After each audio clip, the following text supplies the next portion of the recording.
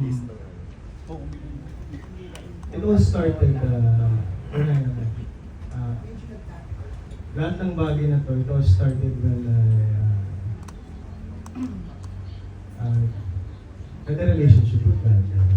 And I know everyone had a relationship.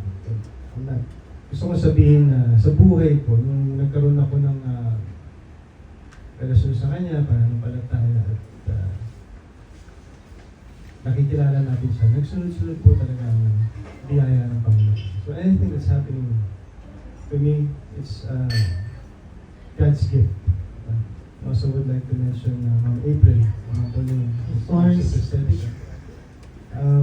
I think we were brought together para sa bagong venture, for whatever it is, kung ano may pinaplano, bring it on. Bring it on, and I'm grateful for it. So lahat ng blessings na yun, so it basically came from Him. Napakalaking blessing nga talaga nito, of course, no? Furniture. And I just wanted to ask yung family mo anong favorite nila. Nakita naman nila yung mga styles, no? Luxus, aesthetica. Anong favorite ni A?